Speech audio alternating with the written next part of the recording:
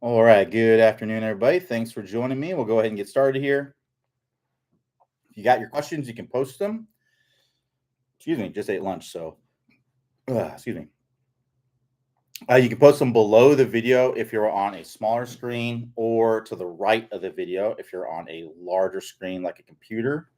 Just want to make sure that we are up and running here. Bear with me. If you're on here and you can see and hear me, go ahead and let me know. I thought I had the page but set up to do that, but there we go. It should be good now. Let me try it again. Perfect. All right. Yeah, if you got any questions, you can post them. It'll either be below the video if you're on a smaller screen, or to the right of the video if you're on a larger screen like a computer. Looks like it is set up and running. I'm seeing it on the website now. We don't have any questions in there at the moment. I'm wondering if they're. Let me just test this. Right. There is no issue with the chat. I just want to make sure there was no issue with the chat there. People trying to ask questions but not getting to ask them.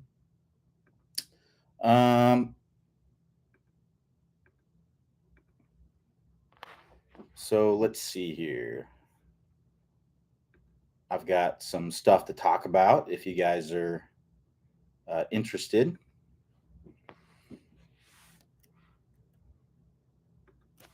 Bear with me. I just got to type this in here.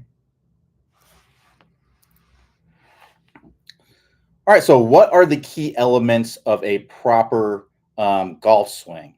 So, if you're a member of Top Speed Golf, you probably understand or probably seen like the Top Speed Golf system, and that's really what Clay and us at Top Speed Golf. That's what we consider to be the key elements of the proper golf swing. And I'll throw a couple other elements in there as well for good measure. But let's go ahead and just kind of go through that here. Just want to get back to my page. There we go. All right. Have my dog get up. All right. So the first piece of that is the stable and fluid spine. So basically what we're talking about here is at address, we want to have some spine angle a little bit away from the target. And then when we go up to the top of the swing, we want to retain that angle. And we don't want to have a big hip slide this way or a reverse hip slide that way.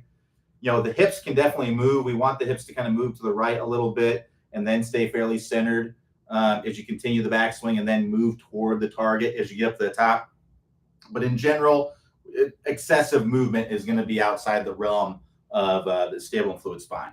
And then as we come down into impact, our hips will move forward more as our head doesn't move forward as much. The head can move forward some.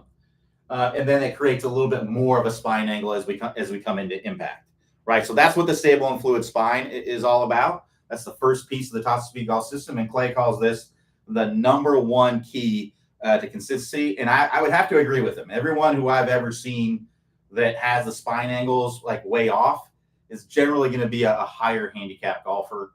I haven't seen any low handicap golfers that have the spine angles moving all over the place, right? So the next piece is the power turn, right?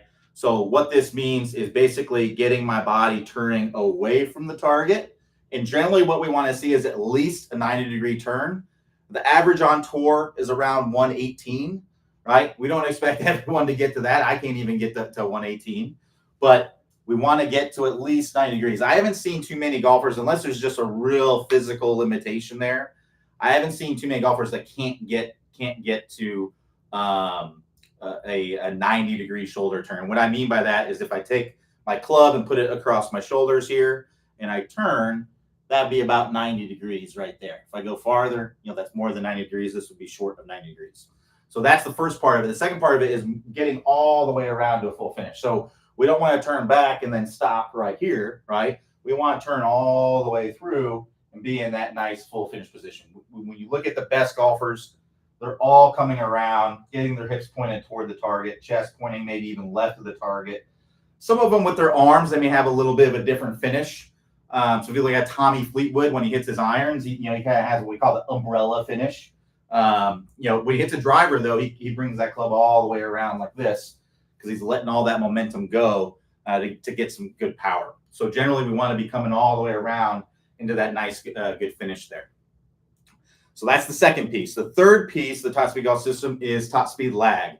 So basically what we're talking about there is when we go from the backswing to the downswing transition, we want to see this angle between the lead arm and the shaft. We want to see that angle get a little bit smaller, right? If that angle from the top is getting bigger, it just makes it really, really difficult to be consistent, right? You're going to tend to come over the top. You're going to tend to burn out all your speed back here. It's just something we just don't ever really see any of the high level golfers do.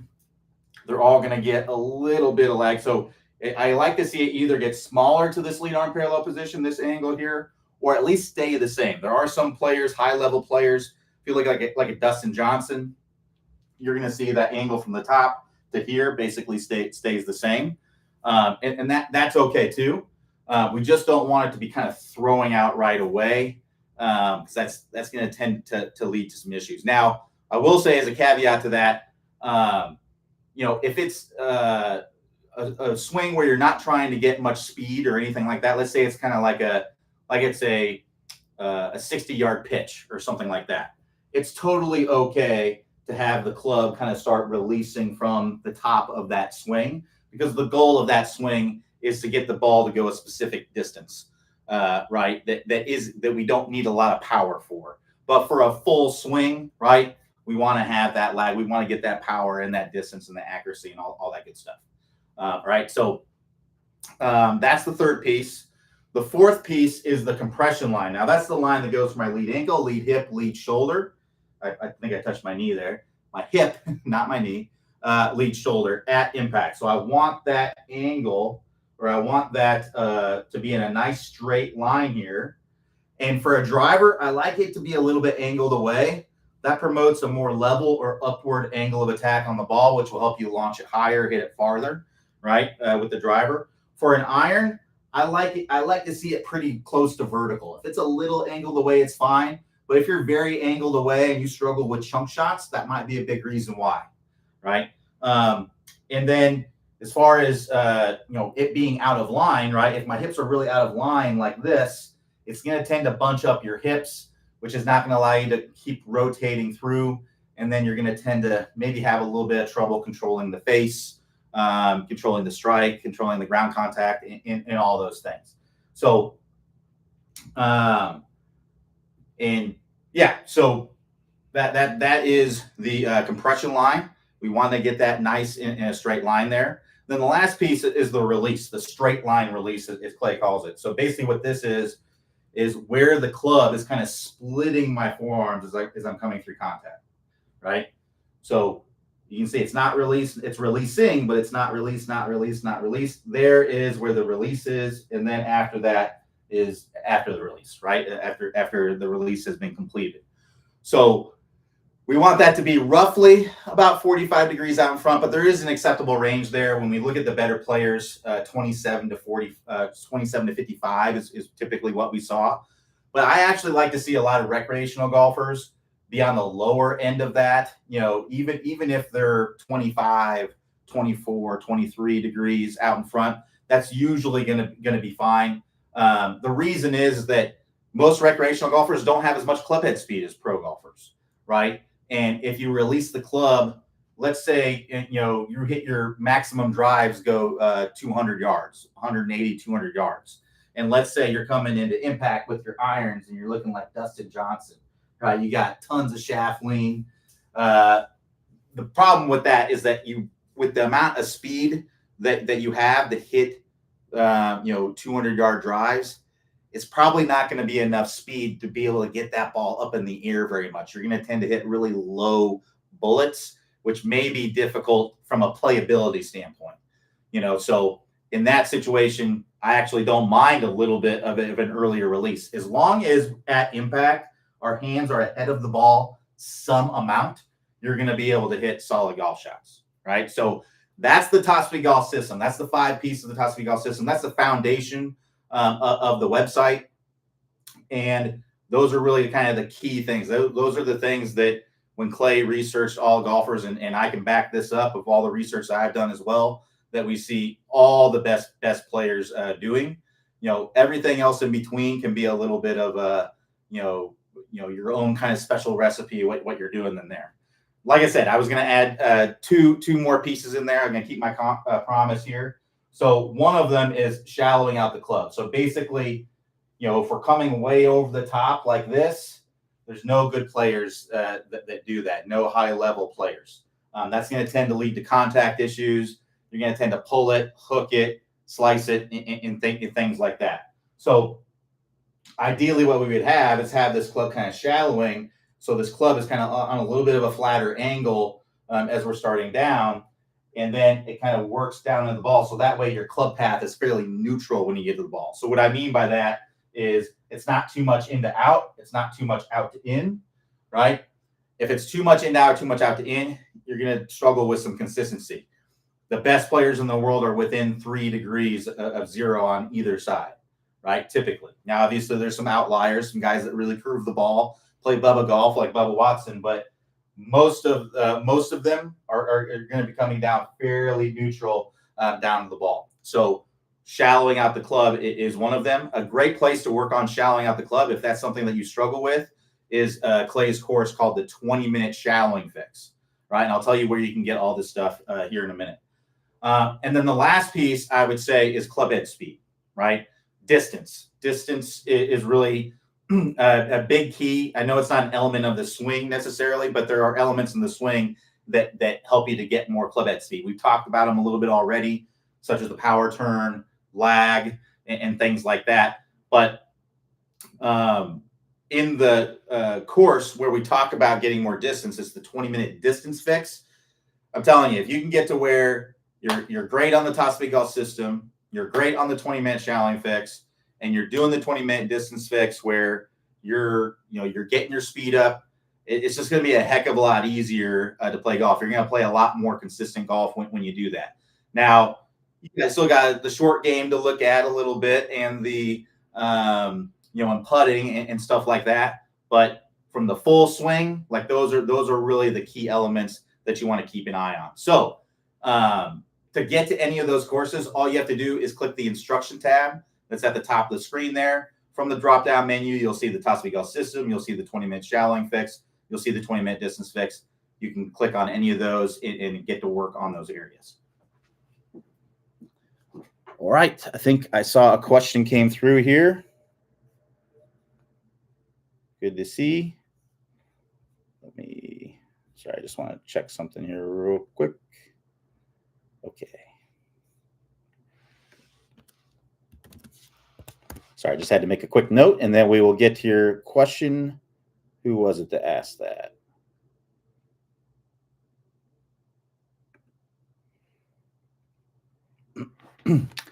All right. So Elliot P says, "Hi Q. I predominantly play a draw, but sometimes the ball turns more than desired. What do you recommend to help straighten out, straighten that out overall, as well as in a round?" So basically, if it's overdrawing, what's happening is the club face is too closed, right? And we need to get the club face a little bit more open. So I'm kind of the same way in the sense that I predominantly hit a draw as well. When I'm out on the golf course, I'm probably hitting 90% draws on like my full swing shots. But in your practice, you actually want to practice hitting both draws and fade, because if all you ever do is hit draws, then we're human, we're adaptable. Over time, what can happen is your path can get coming way too much from the inside, right? So we can get to where we're swinging too much from the inside, and then we can get to where the club face is too closed, right? And then we end up with the two-way miss, right? Where we get the block out to the right if we don't get the face closed, and then we get the hook to the left if we get it too closed, right? or we get the sling and draw that goes onto the target. And some days when you're on, that sling and draw is going to be right on the target all the time. But on other days, you're going to have that two-way miss where it's like you're snap hooking at one and you're blocking it on the next one. Just makes it really, really difficult. So in your practice, what I would recommend doing is practice hitting both draws and fades. So that way you never get far away from neutral, right? That's the idea. You never really want to get very far away from zeroed out neutral. As I was mentioning earlier, the best players in the world, they're typically within 3 degrees with their club path on one side or the other, and it's the same thing with the club face. They're not much outside of that 3 degrees on open or closed, or 3 degrees into out or out to in. It's usually not more than that unless it's intentional, right? So working on hitting draws and fades would really, really help you to do that. So as a natural drawer of the ball myself, what I would recommend doing to hit a fade is to align your body to the left. So like normally for me, if I take a alignment stick here, and let's say that this alignment stick is pointed directly at the target, right? For me, generally what I would do is I'd line up my feet square with this target line, and my path will be a little bit from the inside. My face will be a little bit close to that path. My ball will start to the right of that target line and draw back, right? So what I do to kind of hit the fade when I need to, or when I practice hitting the fades, what I'll do is I'll actually align my body more to the left. The more I want to fade it, the more I'm going to align my body to the left. And then what I'm going to do is when I'm coming through contact is I'm going to feel like I'm generally holding off the face. And you could also take a weaker grip with these and work around with that. But, when I hit a draw, I let the natural momentum of the club kind of turn the face over. My hands are fairly passive. I'm feeling like that club is just kind of the momentum of the club is kind of naturally turning over, and that creates my draw. So when I hit a fade and I got to get the face open to the path, I basically try to hold the face. I don't let that face roll over. I try to hold the face, and I try to feel like, I know that's not the reality of what's happening, but I try to feel like I'm holding that face down the target line. So if I'm aiming my body this way, when I'm coming in to hit that ball, I'm feeling like that club face is pointing in the direction of the target. Now I know it's actually got to be pointing a little bit left of the target to get the ball to start to the left, but my feel is that it's pointed straight down the target line.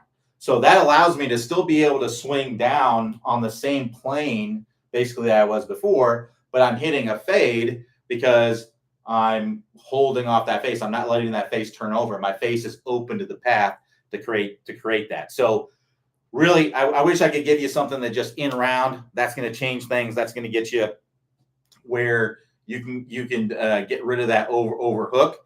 I would say in round, weaken the grip a little bit. Instead of having the lead hand more on top, trailing more under, I would go the other way. Get the hands a little bit weaker on the grip. Get the hands a little bit more on the side. That will help you to get the face a little bit more open. That's something you can try kind of in round. If you get the face, if it starts, slicing on you, you just tone that down on the next one. But it's really tough to kind of make, adjustments with stuff that you've never tried before in a round. So you definitely want to practice these things. So what I would do is I would practice hitting fades. A drill that I like to do is to alternate between hitting draws and fades. So you'll do and this is, if you're familiar with the ball striking masterclass, that's one of our courses that we offer every now and then. It's an online course. But what we work on in there is basically just developing skills, controlling your face and your path, controlling the strike on the face, controlling your ground contact. Those are the things that are talked about in there. And what a drill from there, or it's actually a test, it's kind of like a preliminary test, but it's also a great drill to do, is a drill where you alternate between hitting draws and fades. And you use a principle that's called win, pass, lose, stay. And what that means is if you are successful with the task, you pass, you win, right? And you move on to the next task. If you're unsuccessful, meaning you lose, right? Then you have to repeat the task. You stay. So win, pass, lose, stay. So what I would do is I would start out with a draw. That's what I do the best. And I would say, okay, this draw has to start to the right of my target line, draw back toward it, and land within 10 yards on each side, right? And it can't be like a chunk or a big toe strike or a heel strike or anything. It needs to be like a solid shot. Otherwise, it's a failure, right? So basically, I will hit as many shots as it takes to achieve that, right? And then I'll switch to the fade, and I'll do the exact same thing, right? And when you are unsuccessful, you got to make some sort of adjustment to make it successful. So let's say I do the draw one and I hit it off the toe. The next one, I'm going to focus more on hitting more in the middle of the face. If I hit it on the toe again, I might try to hit the ball on the heel a little bit, right? Change my intention to hitting it off the heel a little bit to move that strike. And then, then I would maybe on the next one, then I would achieve it. Then I would go to the fades. And what I'm doing when I do that is I'm going to count the total number of reps that it took me to get 3 good draws and 3 good fades, alternating between the two until I got a good one. And then now you have a score, right? And then your goal would be just to beat that score. So let's say it took you, 23 swings the first time to get those 3 of each successful shots, 6 successful shots total. Then now you got a score to beat. And maybe you work on it some more and you get to where you can do it in 19 shots. You work on it some more, get to where you can do it in 13 shots. And you work on it enough until it's 3 for 3, right? You get to where you can do that 3 for 3 with that drill, getting within 10 yards of your target. And I would say use something like a 7-iron, a middle iron of some sort to do the drill. If you can do that, you're going to have really good control of your ball flight, right? So that's a great drill to do. So yeah, practice the fades. And if you practice hitting both draws and fades, you're going to stay pretty close to neutral. You're never going to get to where. Now, obviously, you're going to have some days where you might, sleep on your side wrong, sleep on the wrong side of the bed or something like that. And it's not a thing that where you're never ever going to get away from neutral, but it's going to help you to where those days are much fewer and far in between. Thanks for the question, Elliot. Yeah. So if anybody has any more questions, we can keep answering them. We got 20 or actually 30. It's 3:23 right now. I'll stay on here till 4. So we got about 37 minutes left here. In the meantime, I will keep talking about some stuff. All right. Bear with me here. I'm just trying to find the pre-prepared questions that I had. Since nobody's asking any. All right, so yeah, if you got more questions, we'll keep answering them. If not, we will move on here. All right, so we got a question here that says, how do I eliminate a slice from my swing? So let's first understand what causes a slice. All right, that's really the first key thing to understanding how to fix it, is to understand what is actually happening to cause it in the first place. So I got this alignment stick on the ground here from the last question. So we'll just leave it there to demonstrate this. So essentially what's happening is, first and foremost, if you're hitting a slice, what's happening is your club face is open to your club path. So what that means is the direction my club face is pointing at impact is open to the direction that it's moving through impact, right? So our club can move through impact into out or out to in or exactly neutral, right? So typically when somebody is slicing, what's happening is the club is working out to in relative to the target. So you can imagine it's working from outside the stick to inside the stick through contact. And then that face is open to that path. Now, it's not always the case. You can have a perfectly neutral path, right? You'd be swinging not into out or out to in, just very neutral. Your club path can be 0 at impact, and you can hit a slice. As long as the face is open to that path, the ball is going to slice. But in most situations, the path is going out to in, and the face is open to that path, causing the slice. So the way that we eliminate this is, first, we got to get that face closed, more closed, right? And the best way to do that is to really kind of learn to hit a hook, right? So what I would recommend doing is getting a stronger grip. So getting that lead hand more on top, that trail hand more under, right? And that's going to give you a much stronger grip. Clay actually has an awesome protocol in the 20-minute shallowing fix where he goes over how to get a stronger grip. And I really like it because it makes it a little bit more natural. I'll do it real quickly with you here. So basically what you do, take the club, flip it upside down like it's an axe. Now I want you to imagine like you're chopping wood, right?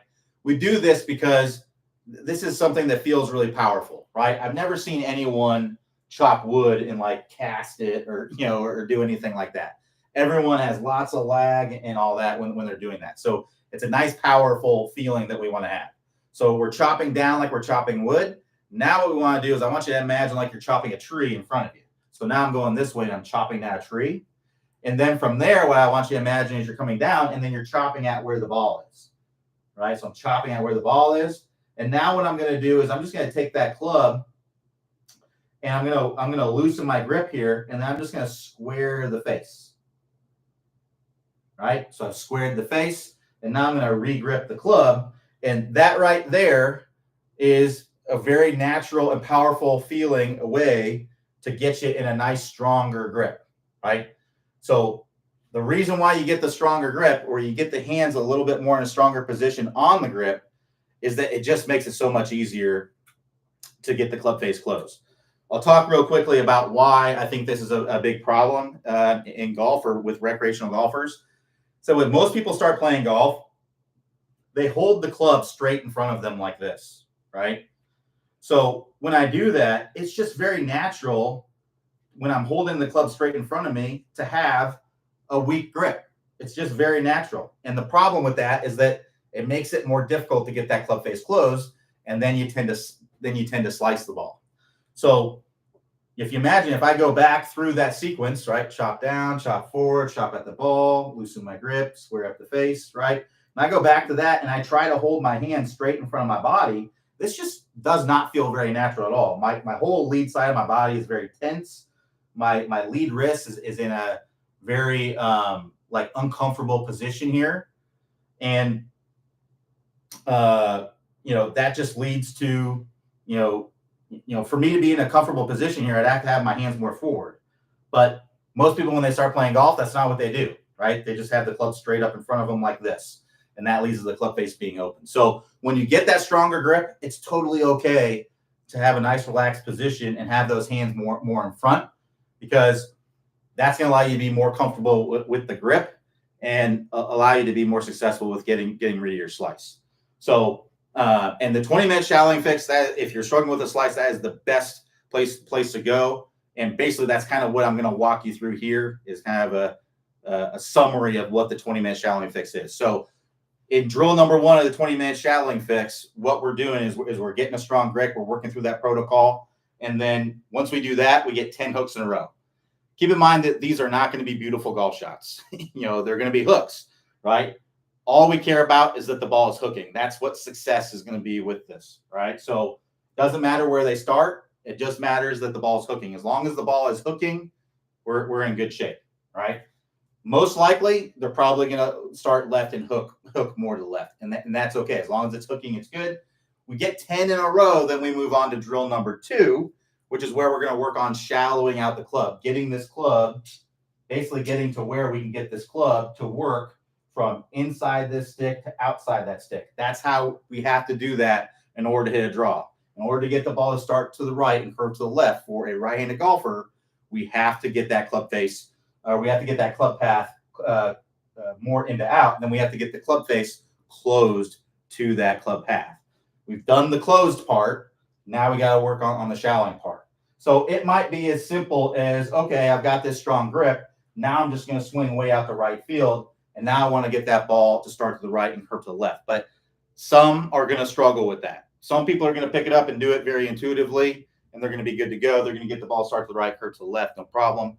Some people are really going to struggle with it. So if you're someone who struggles with it, in the 20-minute shallowing fix, Clay uses an impact bag, and he uses it as a barrier. I don't have an impact bag in here, but you could use a box, right? So basically the way they would work is, if that is my ball on my target line, I've put this box to where the edge of the box is on my target line. And now if I don't swing from the inside, right? If I don't swing from the inside and I come over the top, I'm going to hit that box. So that box kind of forces me to swing from the inside. And I would just start out slow with it. If you really feel like you're going to hit the box in the full swing, start out with like half swings. Just kind of chip some out there, get better at doing that, and then work up to a full swing. You may even want to slow down a little bit. Do like a slower swing if you really struggle with that. I'll do you one better though. I like the impact bag or putting the box there. But what I like better is using the blue brick. If you're not familiar with the blue brick, that's this guy right here. This is a training aid that Clay invented. And on here, there's lots of drills that you can do, but on here we have what's called the shallowing drills. You can see how there's some clubs in there. There's driver, there's 6-iron, and then there's sand wedge. I got a wedge here in my hand. You don't have to use those exact clubs with this. In the driver slot, you could use driver and 3-wood. For the 6-iron slot, you pretty much use most of your clubs. So the hybrids, hybrids in your irons, I would say all the way down to like a 9-iron, you could put in the 6-iron slot, and then all the wedges I would use in the sandwich slot. There isn't a huge difference between. There's only a couple degree difference between the 6-iron and the sandwich slot. Just a heads up. In fact, when you put the sticks in there, it might actually, if you put both sticks in there, it might actually look exactly the same because of manufacturing tolerances and things like that. There's more than a couple degrees difference there. So basically what we would do is we would set this up with the alignment sticks that come with it. And I'll just leave that alignment stick there on the ground and we can use that. There is a hole that's on the front of the blue brick that you would slide the alignment stick into and point toward the target. But my wall is here, so it's a little bit in the way. But you can see here, I put this stick in there and it creates a plane. Now, I like this a lot better because, one, it gives you a really nice visual representation of how this club needs to be working down, right? That ball will actually be on the other side of the stick here. So it gives you a nice visual representation of where that needs to be coming down. That the box or the impact bag wouldn't really give you. So that's a big reason why I like this. So basically what we would want to do is get our strong grip so that way the face is closed, and then swing underneath this stick so that way we can get the ball to start to the right and curve to the left. So if you're really struggling with doing it without any training aids or anything, a barrier or anything like that, if you're really, really struggling, then I would add something like that. But if you're able to do it right out of the gate, then that's even better. You won't need this. Then you work into the last one. So again, the second stage there, those aren't going to be beautiful golf shots. They're going to be hooks. They're just going to be starting to the right and hooking for right-handed golfers. The next piece, which is drill number 3, is where we dial all that in. We tone down the closed face a little bit, so that way it's not hooking so much. We tone down the in to out path a little bit, so that way we can have a fairly straight ball flight. So Clay goes through that in drill number 3. But drill number 1, drill number 2 for the 20-minute shallowing fix, those are going to get you to where you're hooking, getting rid of that slice, and then you tone it down in the last drill. So to get to the 20-minute shallowing fix, all you have to do is click the instruction tab at the top of your screen. Then you can click the 20-minute shallowing fix from there. If you're interested in a blue brick, you can click the resources tab. That will bring you to the page of all the training aids and stuff that we recommend. So there's launch monitors, there's other training aids on there. There's books, there's all kinds of cool stuff. So check out that page if you wonder what kind of stuff we recommend and stuff like that. All right, let's keep going here. We had a couple questions come in, I see. All right, great. So another question here from Elliot says, would you apply similar principles for normal short game shots as you would for distance control in the bunker? What would you recommend to dial in your bunker yardages? Yeah, it's really kind of the same thing. It's just harder in the bunker because it's harder to control that contact. So with a normal kind of pitch shot, right, you are controlling the distance with the loft of the club or the loft that you're presenting with the club, right? So you could have a high lofted club and have your hands more in front, and that would de-loft it, and that would make the ball go farther. Or you could have a high lofted club and not have as much shaft lean, and it would go higher, and it wouldn't quite go as far. So the trajectory is part of how you control the distance. The speed at which you are hitting the ball, right? That controls it. More speed is going to make the ball go farther, right? And then the contact is also something that leads to more, or the contact is also something that controls the distance. If I mishit it, right, that's going to lead to that. That's going to lead to shorter distances. If I hit it right in the middle of the sweet spot, that's going to go probably the distance that you're intending to hit it. So same thing for the bunker, right? If I hit a lob wedge out of the bunker, and I make the exact same swing with my gap wedge, which is lower lofted, right, and everything is the exact same except for the club, the lob wedge isn't going to go as far as the gap wedge, right? Because it's more lofted, right? The strike I think is where a lot of people struggle with the distance, because we have to hit the sand with some speed, right? And if we hit closer to the ball, you're going to catch more of the ball, and the ball is going to go farther, right? If we hit more behind the ball, you're hitting more of the sand. The sand is going to create some resistance there, and you're not going to get as much of that speed to the ball, and the ball is not going to go quite as far, right? So the way that you control it is really the same. It's just more difficult. So typically when people really struggle with distance control out of the bunker is because they're struggling with where they're hitting the sand. So that's what I would work on, is getting consistent with where you're hitting the sand. A very simple way to do that would be to go into your practice bunker and put a line of balls in the practice bunker. So imagine you got this line of balls here. I'll just do 3 since that's what I got room for here. So you have you can have more in a row like that. And then what I would do is I just have a line in the sand just behind those balls.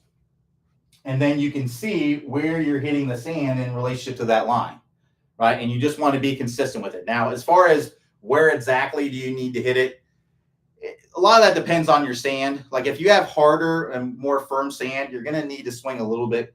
You're going to need to hit the sand a little bit closer to the ball, because if you hit too far behind the ball with that kind of sand, the club will kind of bounce off the sand, and then you'll end up sculling it, right? If you're in softer sand, you can definitely hit much more behind the ball, but you're going to need to swing with a little bit more power to do that. So you have more margin for error there, but you got to swing with a little bit more speed to take advantage of that. So, you got to kind of figure out exactly the right distance for you to kind of hit behind the ball. You might find that 4 inches is the perfect spot, and I would just practice focusing on hitting that right spot. Now, for me, to control the distance a lot, or the control where I'm hitting the sand a lot better, I like to have my weight forward, and then I just keep it there. I don't have a weight shift, right? So my weight is forward, and then I set up here with the club kind of hovering right above where I want that sand to hit, and I bring that club up and I try to bring it down right on that spot, right behind the ball to get the ball up out of there. I have found for me that is what helped me the most to control that. Now, do I hit it perfectly every single time? Of course not. If I practiced it more, I'm sure I could. So yeah, that's what I'd recommend. Just go out there, practice that a little bit, get the weight forward, keep it forward. Don't have a weight shift. Put the line on the sand, see where you need to hit the sand in relation to the ball for the specific sand at your course. And then understand, when you go play other courses, if it's more fluffier sand, you can hit a little bit more behind it and be good to go. If it's much firmer sand, then you're going to have to hit a little bit closer to the ball. And then you may also need to swing a little bit softer, because you're going to be catching a little bit more of the ball there. All right. We had another question come in here.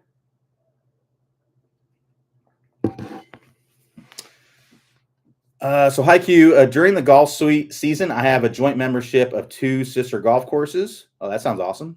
So one of them has an excellent practice area.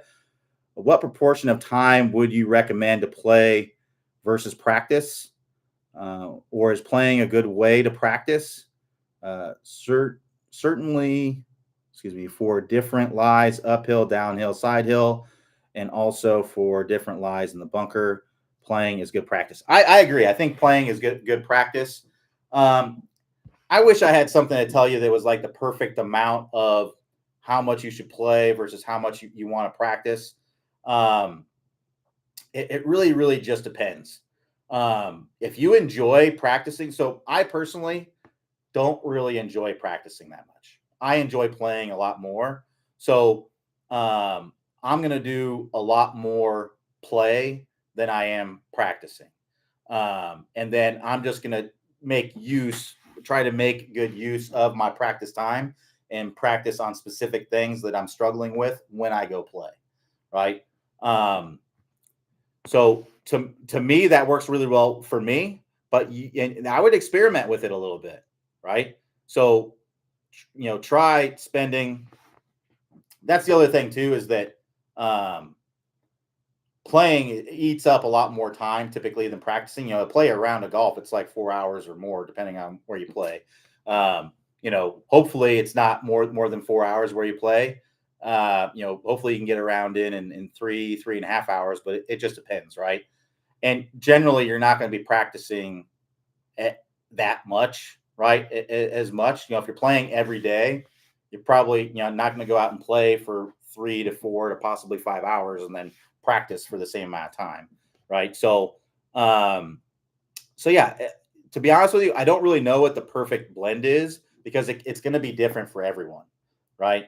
And I think it's also dependent on the level as well. If you're like a beginner golfer, you're a high handicap golfer, you probably need to practice a lot more than what you play to get better, right? Um, and if you're a middle handicap golfer, it could go either way. A lower handicap golfer, you're going to tend to probably play a little bit more than what you practice. It depends on how much time you got, right? Too, that's a big part of it. So it's a good question, but the answer is I don't really know the exact amount. I know what works best for me, and I would say for probably every round of golf that I play, I'm probably practicing for 2 to 3 hours versus that round, right? So that's an hour working on range stuff, an hour working on putting, an hour working on short game, basically around the green, right? So for me, that works really well. You might try that and it may not work really well for you. You may find that you need to practice for probably 5 hours for every round of golf that you play, full 18 holes around to really see improvement out there. You may find that just practicing for like an hour and then playing a bunch, playing every day and practicing for like a couple hours a week, might help you the most, right? So there has to be some amount of each.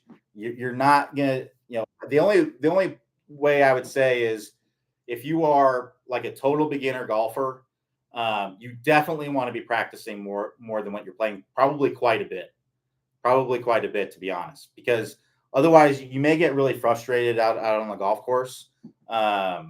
If you're really struggling, and that it also depends on what your goals are. If your goals are to get better, right? If your goal is just to go out and have fun, like, because that's kind of where I'm at right now. I don't really care that much about getting that much better. If I do, great. As long as I don't regress too much, I'm more or less just trying to maintain my level of play right now, and practicing, for when I was trying to get better, that's when I was probably practicing 2 to 3 hours to every round that I would play.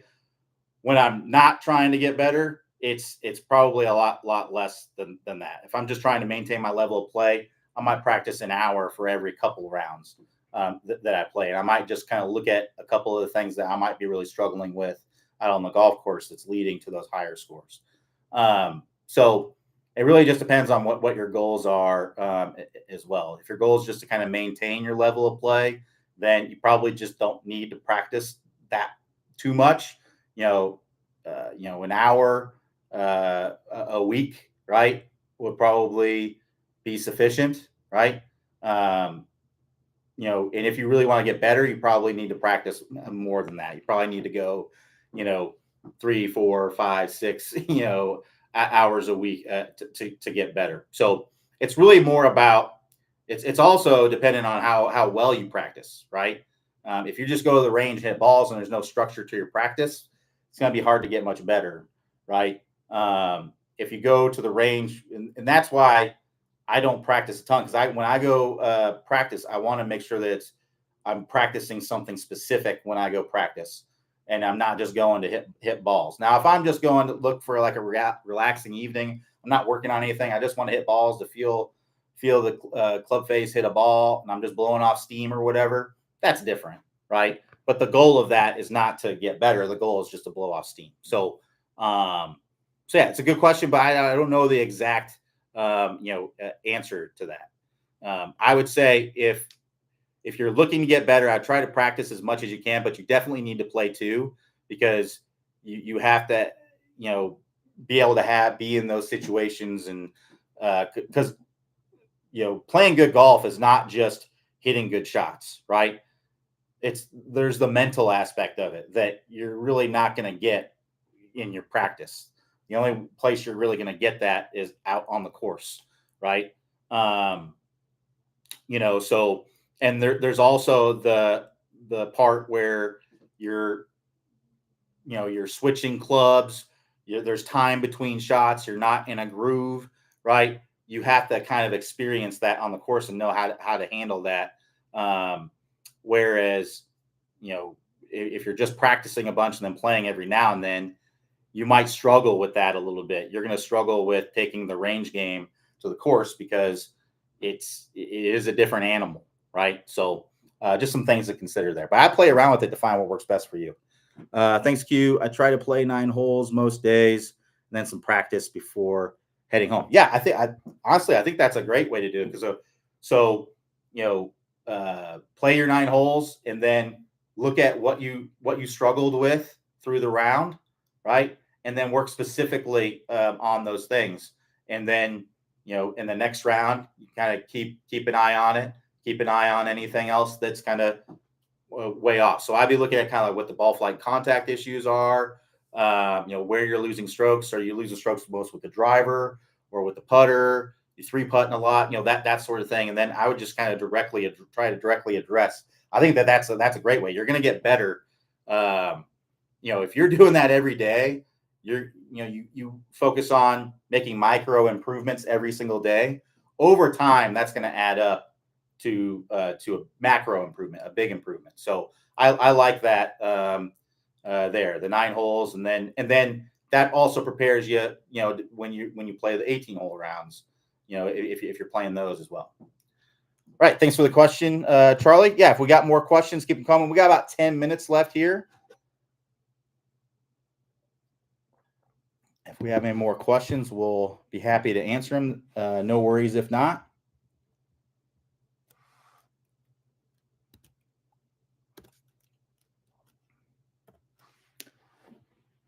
All right, so we got a question here. It says, how can I add more distance to my drives?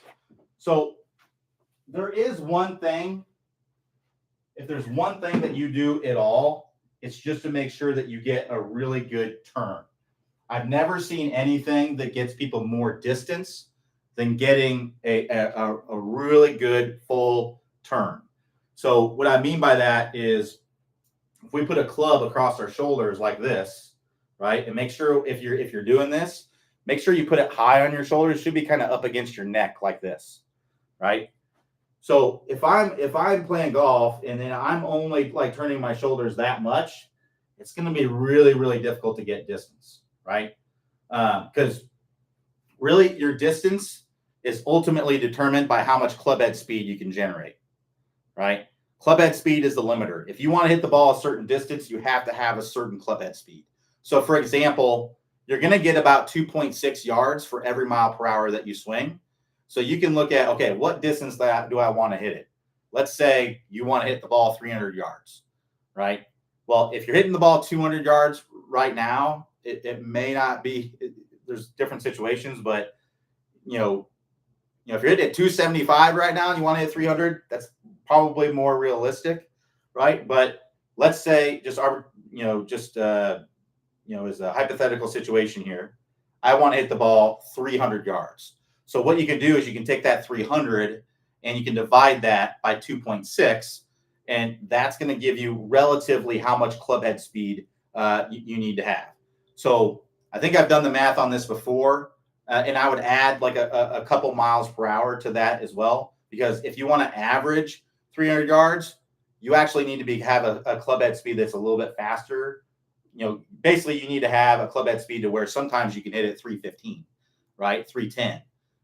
Because you're not going to hit it perfectly every single time, right? Some you're going to hit out of the heel, out of the toe, or you're going to, you're going to not have a perfectly struck drive at every single time.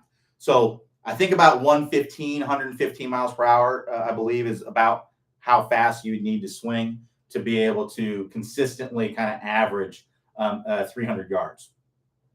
So, if you're swinging 80 miles per hour and you want to hit it 300 yards, you got to gain 35 miles per hour. That's a lot of club head speed to gain. That might be unprecedented, to be honest. So, but speed is the limiter, right?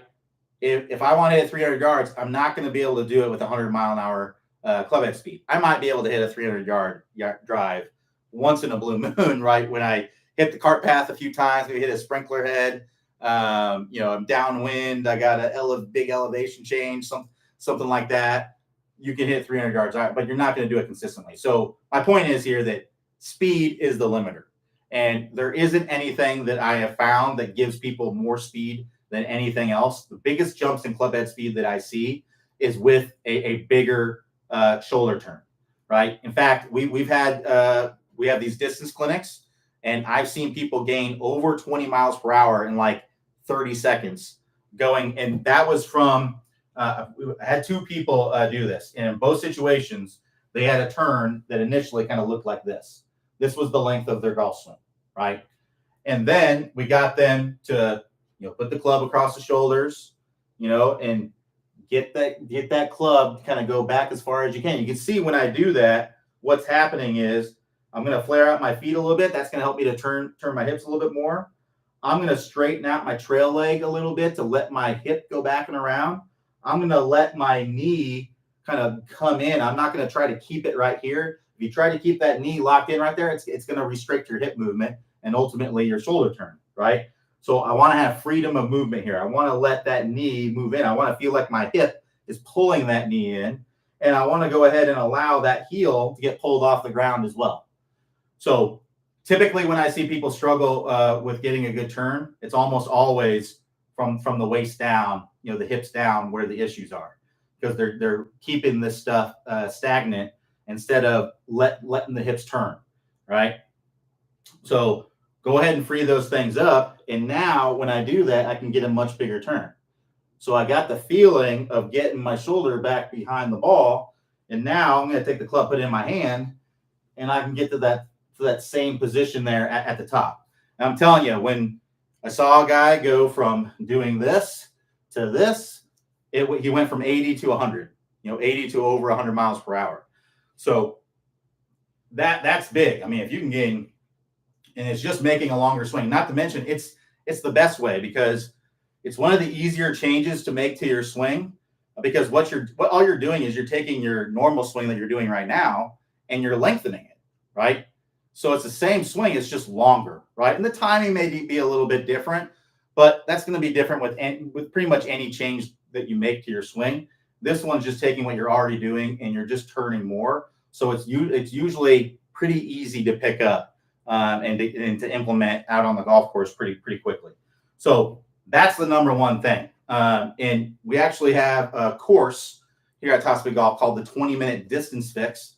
And that's the very first thing that you do. Drill number one, the catapult drill, is really just about getting a bigger turn. And the reason why it's the first drill is because it is the number one thing to getting more club head speed. So that in and of itself, if you can get a bigger turn, it's almost automatically always going to lead to more club head speed. So if you want to add distance to your drives, that's the number one thing that I would check. And now there's other things as well, but that is the number one thing that I would check. Some of the other things would be lag, right? So if we're kind of casting the club out like this, that's going to tend to burn up your speed early. We want to kind of load up that club. We want to start that release around in this area when the lead arm is parallel to the ground, so that way we can release that club out front. So if you imagine if I'm throwing a ball, that's like if I wanted to throw a ball with power in that direction, if I cast the club, that's like slamming it into the ground. I want to be like this, where I'm throwing that out in front and getting all the speed to happen through impact, right? So there are drills in the 20-minute distance fix to help you with that. Not to mention the Top Speed Golf system as well. We have the Top Speed lag course, but the drills in the 20-minute distance fix are geared specifically to help you get more club head speed. Our weight shift, getting our momentum to be working in the right direction. If we're starting the downswing with all of our pressure and all of our weight on our back foot, unless you are just a really, really strong guy, you're going to have a really hard time getting club head speed. We want to get that momentum moving forward, right? So that way we can push into the ground. It's just like going back to the throwing a ball analogy. If I'm going to throw a ball, if I throw it like that, right, it's not going to be as powerful. But if I get my weight going forward and then I land and then I push into the ground with that momentum, I'm definitely going to be able to throw it a lot harder. And it's no different in the golf swing, right? So the sumo step drill from the 20-minute distance fix is also a great drill to do. And you might find, I'm talking universally, I typically see the power turn being the biggest thing, but you might find that the sumo step is the biggest thing because you're so much on your back foot. You might get a great turn, but you're on your back foot. So you might find that you get a lot more from the turn.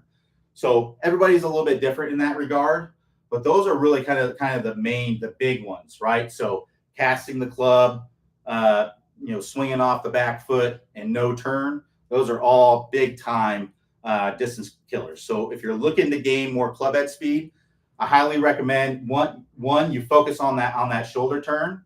Just work through what I just talked about here. Put that club across the shoulders, get that same feeling with a practice swing, and then get that same feeling with a club hitting a ball. And then what I would highly recommend you do if you're really serious about gaining distance is to work through that 20-minute distance fix. And really, distance is one of the best things you can do for your golf game. It's very highly correlated to handicap, how low your handicap is. Typically, the faster you swing, the more club head speed or the more potential you have to really lower your handicap. It's hard to have a very low handicap if your swing speed is really, really low. It just makes it more difficult to hit to play well, right? When you're hitting it farther and you have shorter approaches and you can knock it closer to the hole on your approach shots, it's just going to land. It's just going to lead to better scores. So if you're interested in that, I highly recommend checking it out. You can get to that course by clicking the instruction tab at the top of the screen and then clicking the 20-minute distance fix from there. All right. Thank you, everybody, for joining me. We will be back here tomorrow, Friday, 11 a.m. Eastern Time. Everybody have a great rest of your day, and I'll see you tomorrow if you want to join me.